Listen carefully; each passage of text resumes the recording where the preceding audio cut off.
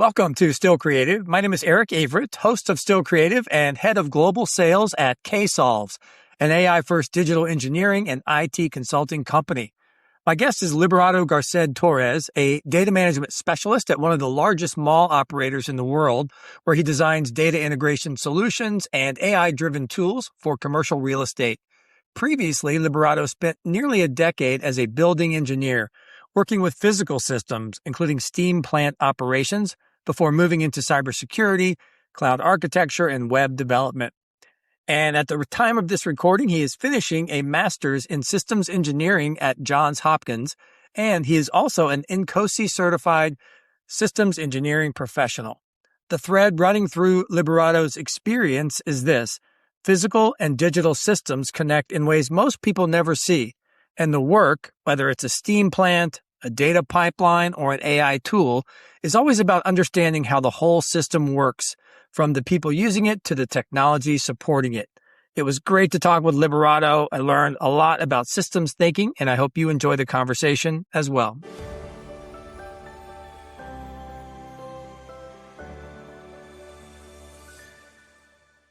Liberato, welcome, and thank you for joining me. No, thank you for having me here. Appreciate you being here. And I know I shared the Still Creative framework in advance, and we can talk a little bit about that. But one of the things that when I look back over the first 7 episodes of Still Creative and really did an assessment analysis of the kind of topics that come up, I created a framework that aligns with those initial conversations. And as you know, at the center of it, I decided to put complex work. And when I reached out to you about joining me here today, one of the topics that you brought up is systems thinking. And there's some great connections between systems thinking and complex work at the center of the Still Creative framework. So to start us off, can you just share a little bit about why systems thinking has been interesting to you for a long time now? Well, I discovered system thinking through my school. Currently at Johns Hopkins University studying a system engineering degree. And part of system engineering is to have a system thinking perspective of things. It's quite useful, especially when solving problems. System engineering is about solving complex problems. And if you have complex problems, you need to think about everything that interacts with it in order to do the best you can. And that's where I discovered system thinking, and it has been definitely fascinating topic because I have been kind of practicing system thinking other roles, and I have been definitely in love with the idea of system thinking or thinking in systems. Yes, very good. So to level set on that, and we do have this book that you introduced me to, Thinking in Systems, and I've started to read this book by Donella Meadows. And so the elephant analogy, to a level set on systems thinking or thinking in systems, as you said, what is that elephant analogy? Yeah. So if I'm not wrong, it's a Sufi story. It's a very old story. It's not new. And to me, the elephant in the room is that a lot of people have different perspective and knowledge, and they're very expert in specific things. And when you put them in trying to solve a problem, they only see what they know and they understand. The analogy tells you, people say a trunk and they think is, a hose maybe or something. So if one person only has exposure to one part of the elephant, they would describe it very differently if they were, familiar with the trunk versus the ear and that kind of, they're experts in one area, but they don't have that larger global perspective. Larger view. In order to have that, I love the framework because it's about curiosity. It's about leading. It's about creativity. It's not just, it's about that understanding of things. Right. Yes. For me, at least, it is. It is. And if you are expert in a specific area, it's great. But sometimes, in order to solve a problem, even in a specific domain, you need to understand how things connect with each other. One of the other elements of that framework, and for those watching on YouTube or on the LinkedIn video, I'll put it on the screen. But one of the other elements of the framework is creativity as leadership.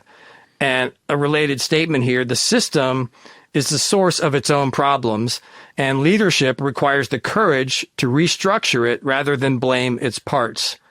It's about seeing the system clearly enough to change it. Yes. And so as we think about creativity as leadership, having one of your lenses be systems thinking can help you change the system as opposed to blaming the part. Correct. Because we want to solve problems. We find problems, of course, and we want to understand them and solve them. Blaming is easy. Finding someone to blame about why something's not working is easy. But sometimes Meadows says that's not the fault of even the people that are part of the system or doing something. It is how it has been done, or it is how it is.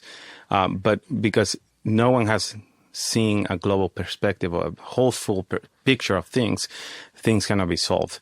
And in order to solve those, you need to understand them. If you understand, you are able to solve problems. Yes. I think it's very easy for people to, because of the busyness of their day-to-day roles, take shortcuts or look for, quick fixes or easy answers. The book is talking about inflows and stocks are influenced by inflows. And a stock in this case, to use an example perhaps we could all relate to, is something like trust. So you have things that flow in that help your trust grow. You and I, our trust grows each time we have an interaction. We both show up on time for the meeting and we do what we say. So the inflow is on one side. The trust is the stock that builds up, and the outflow potentially is on the other side if one of us did something to violate that trust. So the part about what I learned in the book is that people tend to focus on inflows more than outflows. And so that's part of the bias that we all have that can lead us to try to solve problems and doing the wrong thing in the process. But you see why I love system thinking. You use it in a personal situation, in a friendship. It can be applied anywhere. Yes. That's the beauty of it. System engineering is usually applied in big complex problems that you're trying to solve and avoid risk. But system thinking, even though it can be applied within the system engineering discipline, it can be applied almost anywhere. Yes. In friendships, work, whatever there's a system and things that work together to achieve a specific mission. Yes, you can apply that mentality. Absolutely. I've spent my career in sales, and so in that case, the stock is the revenue, and inflows would be sales and new sales, new accounts. The outflow could be clients that are leaving us, right? And so to the point of we tend to think on the inflows side of things and applying systems thinking to sales, we tend to look at hiring new salespeople or, bringing in new accounts. That's the more natural place to look than what can we do to win more RFPs that we're losing because of price? What can we do to keep this customer from changing to another vendor? So systems thinking in the sales example helps to widen that lens and look at all the potential ways to increase revenue, increase margins, and not the default ones that people tend to look at. I will go back to your framework. Okay. Because when you're talking right now about, the inflow and outflows, right? But you're talking about the whole system and what is going on, right? Sometimes we don't look at the outflows because we're more worried about how much we are selling or how much we're in revenue, but we don't look at the picture as a whole and all the components that are affecting the specifics. If you don't have as much sales and you're losing customers, you need to have data to understand why is that happening, to take good decision. And it goes back to understanding the picture as a whole and the interactions within them. If you're able to collect data to understand why are people leaving or why is this happening, you may be able to have a better perspective of what is causing that and probably solve that problem and avoid too much outflow. Yes. Yeah. Yes. One consistent thing I've observed in my career up to this point is a lack of curiosity, and a lack of curiosity about why negative things are happening when they are. And sometimes I think it's simply a function of that person that should be more curious, in my opinion, being really busy. So a couple things. One, this book already has me thinking differently about the people that come to my mind when I say that, and realizing that it's really not as much about the person as it is the system that they are a part of. But, to bring it back to, this element of being curious, to your point, having data or wanting to have data is curiosity, right? And wanting to be sure that the problem that we've identified is being solved in the right way. The analogy in the book is really about different lenses, and having this kind of lens as a tool, as an option, as a way to look at something. I can look at it, through just the naked eye, plain sight. I could look at something through a telescope. I could look at something through a microscope, looking at all the same things, but seeing different perspectives because of having this tool. One of my previous guest discussions was about biases and how we have these biases like confirmation bias, where we, for example, have a decision that we think is going to be the best one. And so we go out and look for sources of information that confirm what we're already thinking. Simply by being aware that confirmation bias is a thing, I can change my behavior and get to a better outcome. Similarly here, just being aware of this kind of thinking, I can expand my scope and ultimately, make better decisions. Understanding. Yeah. Being aware. I think also when we do anything, at least I feel like what I have learned the most about my program at Johns Hopkins is that you need to learn a lesson. Okay. A lot of the courses and material is about lessons learned. What do you learn from something? It's look back and analyze. If you did a project, what do you learn from this? What could be better and what could improve? And what went wrong? And to do that, you need to be aware that you need to learn. You never finish learning. And if you go to the market there, you will see that book, there's a farmer talking about knowledge and about learning. Okay. And life is about that in general. System thinking is about that. It's about learning and growing as an individual. And of course, the systems improve and learn. You learn how to improve and make it better. Yes. For example, the aerospace program, you have had many failures. And from those failures, you learn how to make it better and to improve it. Obviously, it's not great that you see failures in the aerospace program, but those failures show that there's still a gap that we haven't closed. And we didn't think about it. Yes.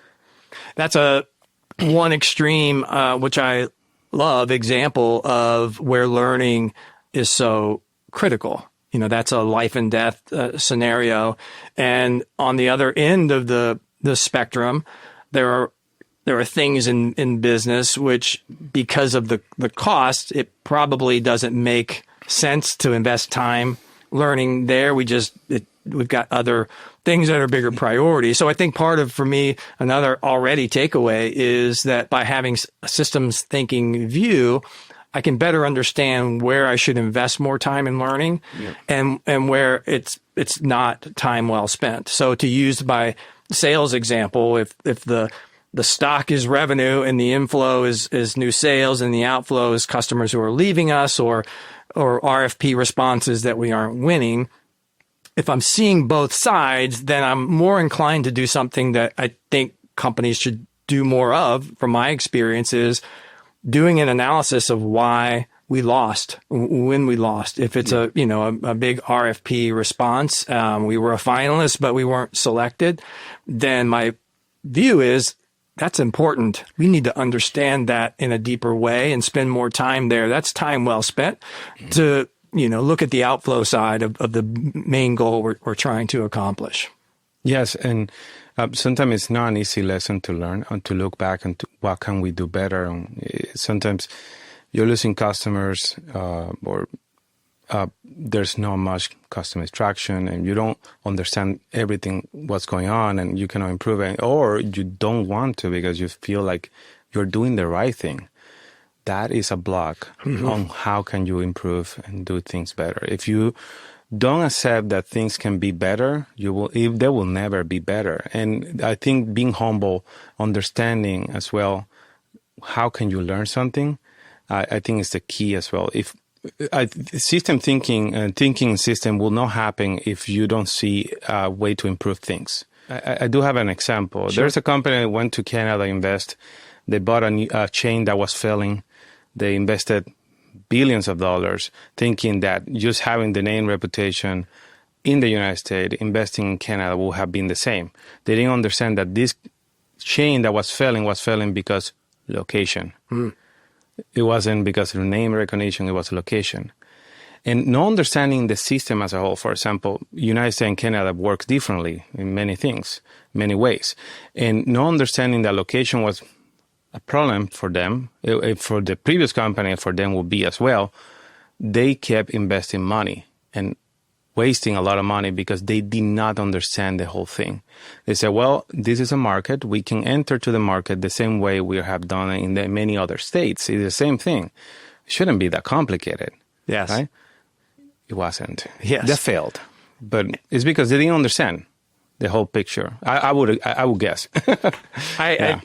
I'm sure you're right. One of the things, and as we start to wrap up, one of the quotes in the book, one of my favorites is, "I have yet to see any problems, however complicated, which when looked at in the right way did not become still more complicated." That's going to stick with me. And that really, drives what a lot of what I feel like I can bring as value to business at this stage of my career, in that, going the additional steps to understand the problem at a deeper level, even as it becomes more complicated, what we're ultimately getting is data. We're getting a better sense of all the potential levers, inflows, outflows, all of those things. So being curious and trying to understand problems that we think we already understand, but are we sure? Yes. It's quite important. There's no one size fits all for any problem. System thinking is just a framework for you to understand your problems, right? Every company, every organization deal with different problems. And when they're trying to tackle a complex work, they're not doing the same as other companies. They may have some similarities, but if you understand what you're trying to do, who is going to impact and what are you going to do, and the feedback loops and the stocks and the flows and everything, then you're able to do the best you can with the knowledge you have and the understanding you have gained through the observation of the scenario. And I think that's where stillness come to alive. To me, I was definitely trying to understand the perspective, but when you are still, you are able to just focus on one thing and focus on something. Thank you for bringing that up. And the name Still Creative, as we talked about, really started with my own personal experience, but this element of being still as opposed to, being anxious, having that mindfulness and that awareness, and how that, in my experience, has put me in a better place to do more creative work and to talk with folks like yourself who are not only creative, but are doing innovative work within complex organizations and the kind of things that it takes. But that stillness, that space that, as the framework says, provides clarity, space that offers choice. It shapes actions, and it ultimately can fuel innovation if that's the goal. So, Thank you, Liberato, for being here. This was great. I appreciate you taking the time and enjoyed the conversation. Thank you, Eric. I'm more than grateful to be here, and thank you for the opportunity.